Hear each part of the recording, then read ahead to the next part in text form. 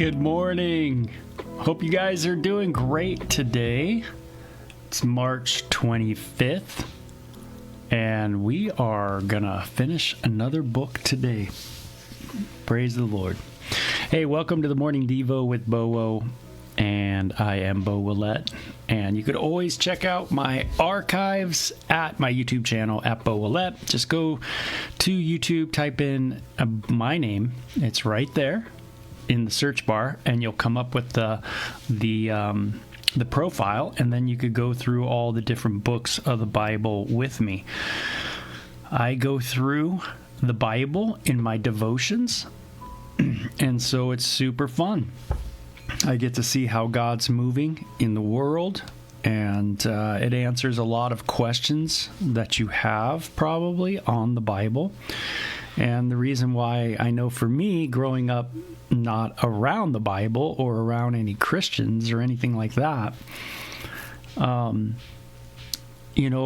lot of times we just hear piecemeal things of the Bible just here and there. And so it's much different if you just read through it and understand the flow of it. If you don't grab the book of Genesis, you're not going to grab much else.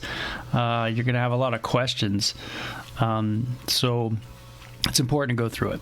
So we're in Song of Solomon, Song of Songs. This is the Song of Songs in the sense that this is the number one hit tune that's on the charts of that day. Okay, so this is 1,000 years before Jesus, give or take. And this is the big song. And it's a song written by Solomon. And it is about Solomon and his lover, his friend, and his who's all the same person, and his bride. And so it's beautiful. You see biblically that in one person could be wrapped up, in a sense, all things, right? That intellectual, that friendship, and also that passionate love. So biblically speaking, we don't need, like in the Christian worldview and the Jewish worldview, you don't need many people, right? You just need that one person. So we ended Proverbs on a beautiful picture of a wife that was super awesome. And now we go into the Song of Solomon, where you have this relationship between one man and one woman. Not one man needing three women, one for intellectual reasons, one for sexual reasons, one for friendship reasons, that kind of thing. It's found in one person. So you see that the Bible really lays this emphasis on one with one. And this is kind of something that's inferred. It's something that is almost, I want to say, assumed in the Bible, that other relationships, though they happen in the Bible, certainly so. Remember, it's a narrative of a lot of people's lives. It doesn't mean they were right. And they certainly created a lot of conflict, all those different sexual relationships that were entered into. So Song of Songs, it's the big tune. Just like today, love songs, man, they seem to get us good, right? I wonder why. Maybe it's because we're destined to a greater love. And that's why we kind of yearn for these kind of love songs and this kind of romanticism. So we see that between the man and the woman in Song of Songs, there is a distance. There is a looking for one another, she's trying to find her husband. Where is he gone, right? It's like the cry of the church to Jesus. Hey, when are you coming back, man? It's been a while. That kind of idea. So it says, where has your lover gone, most beautiful of women? Which way did your lover turn, that we may look for him with you? So these are the friends of this woman. It says, the beloved says, my lover has gone down to his garden, to the beds of spices, to browse in the gardens. This is the woman, the young woman. And to gather lilies. I am my lover's, and my lover is mine. He browses among the lilies. So we see that there is a longing for the man, right? And she's looking for him. And she repeats this theme, this kind of chorus, if you will. I am my lover's, and my lover is mine. He browses, that kind of idea. I think this is the second time you might have read this one. I am my lover's, and my lover's is mine. I don't know if it's a refrain or a chorus or what part of the song it is. But it seems that this song does have, a couple repeated lines. This is one of them. I am my lover's, and my lover's is mine. Very cool. Sounds pretty, like no one's getting in this, right? This is, this is my spouse, and that's it. Boom, the end, right? So again, even though there might not be a passage that says, hey, you know what? We're in a monogamous heterosexual relationship. You might not read that specifically, but you see that it's inferred, right? One woman, one man, and that's it. It's not, I am my lover's and I am someone else's, and my lover is mine and my lover is someone else's too. You know what I mean? It doesn't say that. So it infers that heterosexual monogamous relationship. So I didn't make it up.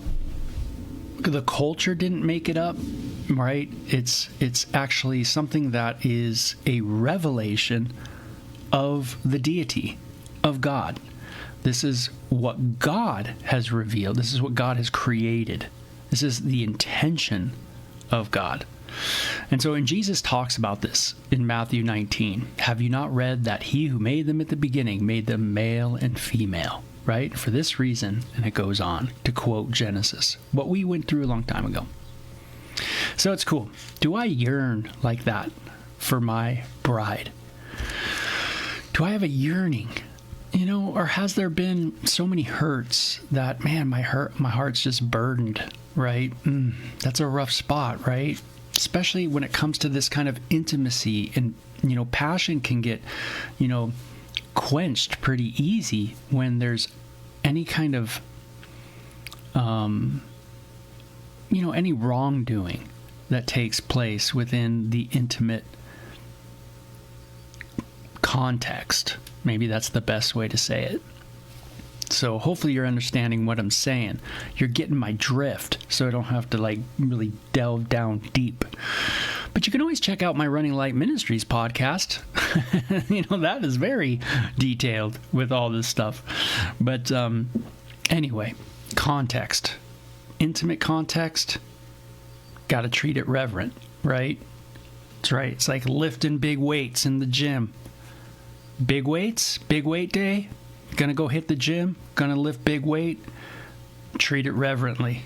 Don't mess around, right? That's the idea. When you're in the intimate place, treat it reverently. Don't get all selfish and crazy. That can really hurt.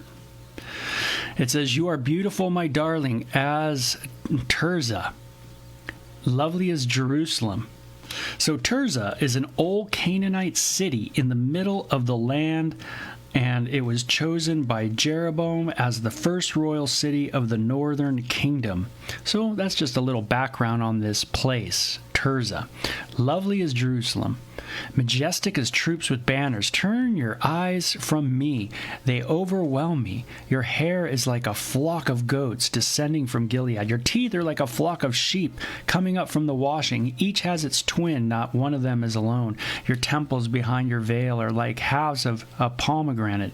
60 queens there may be, and 80 concubines, and virgins beyond number. But my dove, my perfect one, is unique. The only daughter of her mother, the favorite of the one who bore her. The maidens saw her and called her blessed. The queens and concubines praised her. All the other women, man, all the other girls are nothing like you, man. You are amazing. a lot of affirmation, right, of her value, right, of her beauty, of her worth in this section. And, that's something that I think of as just, am I an affirming person to my spouse? Do I affirm her beauty? Do I affirm the way she, in a sense, arouses me? Do I notice her? Those kind of things. And that's important, man, for that to go away and just be like, yeah, I kind of, yeah, she's cool, she's okay, oh man, bummer. Yeah, you're in a marriage, but what kind of marriage, right? We have to ask that. So we see that there is an ideal and then there's a real. And most people on the planet have not done intimacy well. Let me say it that way. And so sometimes we don't affirm. And one of the ways we haven't done it well is we're not really good at affirming, affirming our the beauty of the other, what we enjoy about the other, right? Man, you're better than everybody. That kind of idea. The friends say, who is this that appeal like the dawn, fair as the moon, bright as the sun, majestic as the stars in procession? Who is like this? It's coffee day, by the way. Amazing person that you are. It says, God, you're that kind of idea is you're just amazing. And when you go down the road, people notice, right? I notice that kind of idea. And that's cool. Let's see. It says, I went down to the grove of nut trees to look at the new growth in the valley, to see the vines had budded or the pomegranates were in bloom. Before I realized it, my desire set me among the royal chariots of my people. The friends say, come back, O Shulamite, come back, and we may gaze on you. Man, we don't want you to go away. You're pretty amazing to look at. Isn't that amazing? The Bible affirms attraction. It affirms beauty. Hey, nothing's wrong with it. You are attracted to someone? Great. Don't lust for them. Don't move into a lustful situation. Just understand that you have an attraction towards that person. And nothing's wrong with that. Nothing's wrong. We all have attractions towards people. That's normal. That is a common human thing. And the Bible is affirming that. Some people will be more attractive than others to you. That's normal. That's how we work as human beings. Some people will be most attractive to you. So, but as Christians, we always want to bridle our temper our lustful inclinations. So attraction's good, but sometimes we go as human beings astray. And that iniquity in us wants us to become selfish. And when we become utterly sexually selfish, we become violent. And that's why rape is so horrible, right? It's an attraction with a unbridled lust that is just unbridled, right? Nothing will stop it. And no amount of, someone saying no, it's you are so wrapped up in self-lustful yearning that you'll do whatever. That's the sad part, right? But we see that the Bible's affirming that attraction. So it says, the lover says, why would you gaze on the Shulamite as on the dance of Mahanaim? Whoa, that's pretty cool. What's Mahanaim? I'm not quite sure what that is. Let me see if there's a little... No, I don't see a little note on that either. That's something to study. Chapter 7 says, how beautiful your sandaled feet, O daughter prince. Your graceful legs are like jewels. So it's talking about the woman, right? It says, your work of a craftsman's hands. Your navel is rounded goblet that never lacks blended wine. Wow, that's pretty cool, right? The old navel talk, It says, your waist is a mound of wheat encircled by lilies. Your breasts are like two fawns, twins of a gazelle. Your neck is like an ivory tower. Your eyes are the pools of Heshbon by the gate of Bath Rabbim. Your nose is like the tower of Lebanon looking towards Damascus. Whoa, that's amazing. I guess, a good-sized nose is pretty important, pretty cool. And it says, your head crowns like the Mount Carmel. Your hair is like royal tapestry. The king is held captive by its tresses. By the way, some women, especially like you study Roman culture, they would mess with their hair for hours. I'm talking like hours and hours. Sometimes it would be a 6 to 8 hour session. Man, unbelievable. Yeah. Beauty treatments back in the old days, especially with the wealthy, quite a study. How beautiful you are and how pleasing. Oh, love with your delights. Your stature is like that of the palm, and your breasts like clusters of fruit.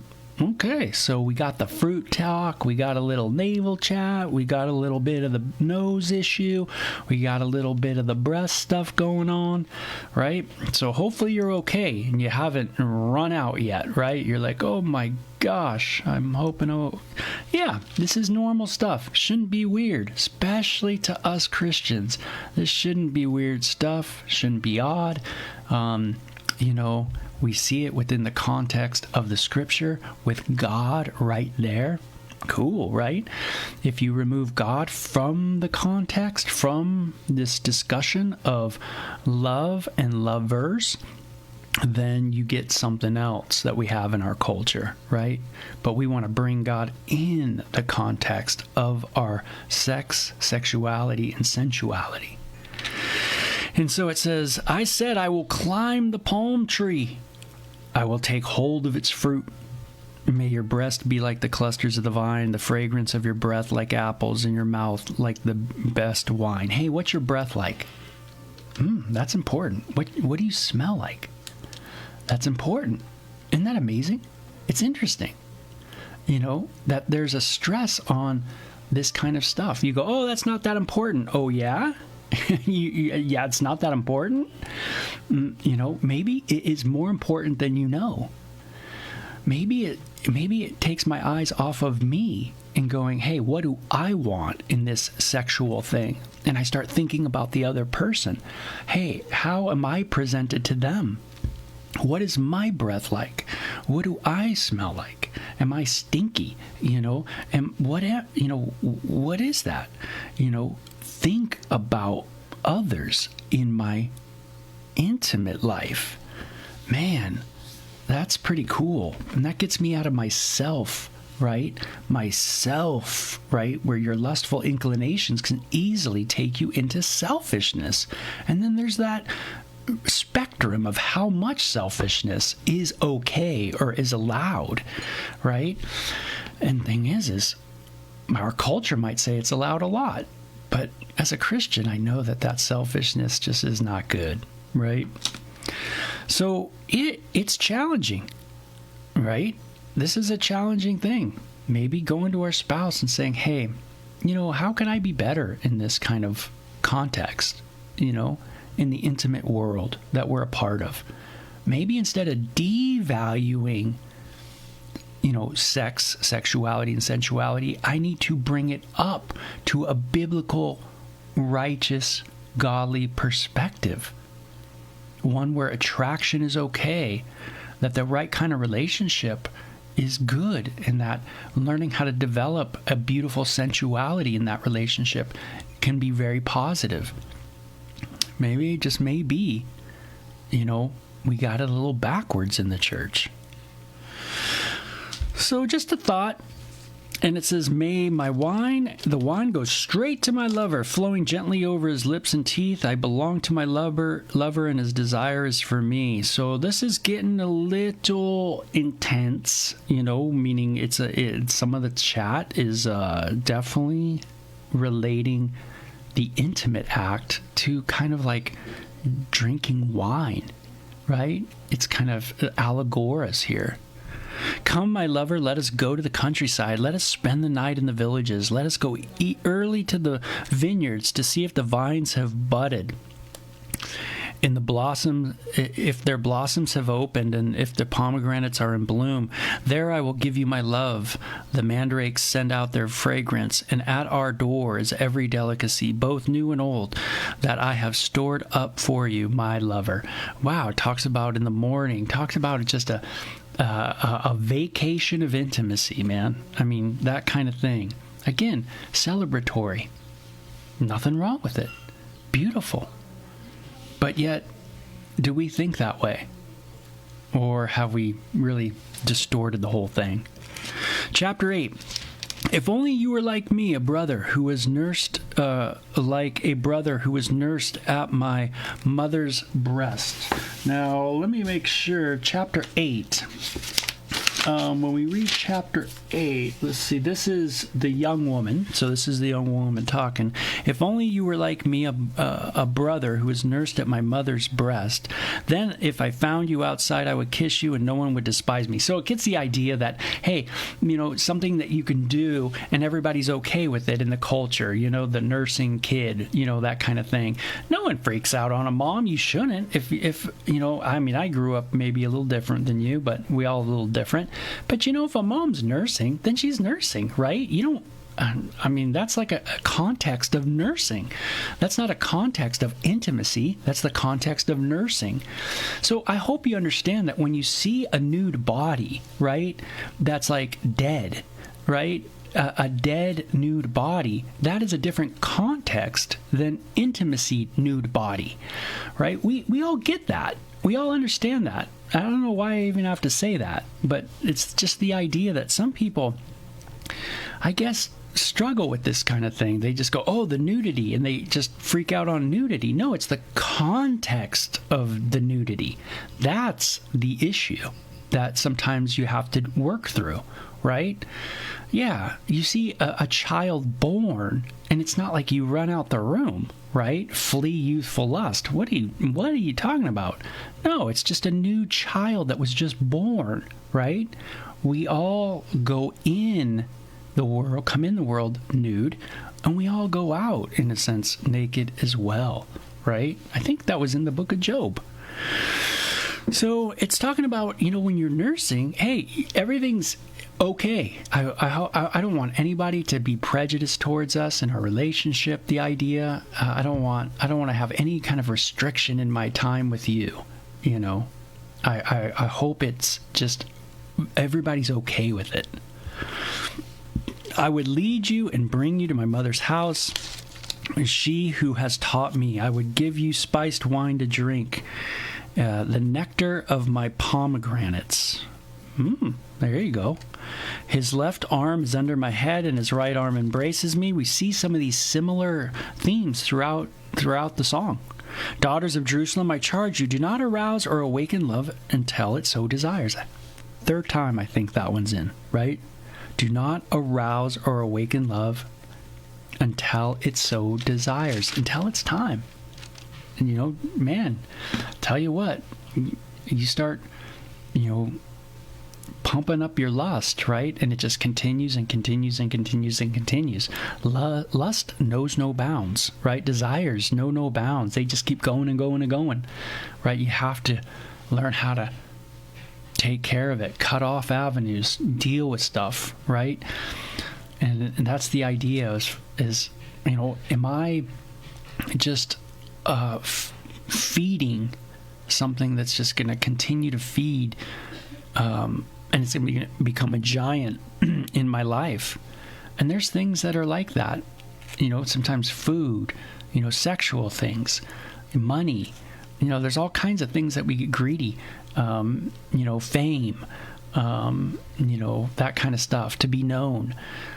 Those lustful inclinations can grow and grow and grow as we feed them to where they become, you can't quench them, and they just continue on and on. So it's a good warning. Don't awaken it until it's time. Who is this coming up from the desert, leaning on her lover? Beloved says, under the apple tree I roused you. There your mother conceived you. There she who was in labor gave you birth. Place me like a seal over your heart, like a seal on your arm, for love is as strong as death. Its jealousy unyielding as the grave. It burns like a blazing fire, like a mighty flame. Many waters cannot quench love. Rivers cannot wash it away. If one were to give all the wealth of his house for love, it would be utterly scorned. Wow. Is Jesus' love for me like this? He gives me a seal. That's so cool. Ephesians chapter 1 verse 13 says, I am sealed with the Holy Spirit. Whoa, that's so cool. Huh. Yeah, I got his seal on me, right? And is his love, is it as strong as death? Oh man, he goes into death and conquers it. He conquers death. You know, his jealousy unyielding as the grave, for I am a jealous God. What does that mean? It means he loves you. Right? He wants you. Man, that's powerful. I love that. You know, Jesus' love for us, just thinking about how much he loves us, right? You know, that song, He Loves Us. Oh, how he loves us. Oh, how he loves, right? Oh, man, he loves us so much. He seals you. He loves us so much that he conquers death for you, right? It's like a blazing fire, man. His holiness is like a blazing fire, a mighty flame, right? No amount of money can purchase that kind of love. There's no one like the Lord. We have a young sister, the friends say, and her breasts are not yet grown. What shall we do for our sister, for the day she is spoken for? If she is a wall, we will build towers of silver on her. If she is a door, we will enclose her with panels of cedar. Sounds like some protection or something there. We're going to make sure she waits till that time, right? Hey, maybe it's a good thing for us to be in people's lives, especially young people's life, and help them to wait till that time. You know, to let them know how awesome it is. Is my relationship one to be mimicked, right? Is my relationship with my wife one to be mimicked and looked at and go, man, that's right on. That intimate life. Beloved, I am a wall, and my breasts are like towers. Thus I have become in his eyes like one bringing contentment. Solomon had a vineyard in Baal Hamon. He let out his vineyard to tenants. Each was to bring for its fruit 1,000 shekels of silver. But my own vineyard is mine to give. The 1,000 shekels are for you, O Solomon. They're not for anybody else to buy. It's just for Solomon. No one else is to get me. It's just you. That is all. That is it. And it's so cool. It says, the lover says, you who dwell in the gardens with friends and attendants, let me hear your voice. And the beloved says, come away, my lover, and be a gazelle, or like a young stag on the spice-laden mountains. Hey, you're mine. My field's yours. No one else can purchase it. No one else can buy it. I'm not like the prostitutes. I'm not like those other people. I'm just for you. Very cool. The idea of selling your sexuality, right? That's the idea of kind of sexual immorality, the selling of, the idea of harlotry, you know, and it doesn't have to include anything financial per se. It could just be a trade. I am selling off my sexuality to you. And that's what the Bible says. Nope, no one else buys my field. It's yours, right? It's like, no, I'm not going to sell off my sexuality, and I'm not going to treat it like it's something to be bought and sold, right? No, it's going to be preserved. I love that latter section. It's going to be preserved until it's time. Man, it's so cool, right? If only I knew that, you know, right? If only we knew that growing up. It's funny, we heard a lot of that. But a lot of us rebelled from that. And we thought that, hey, the selling off, considering our land, our bodies, is cheap, for other people. It can be used any way we want it to be used, kind of thing. And we saw the ramifications of that in our life in many ways, emotionally, right? Spiritually, man, so many things got affected because of our, selling off of stuff, of our bodies, And so, some people, have done that their whole life. And there's been ramifications for that. Some people have gone the other way and have never have been afraid of passion. And so they've never awakened it at all. And that's to a detriment as well.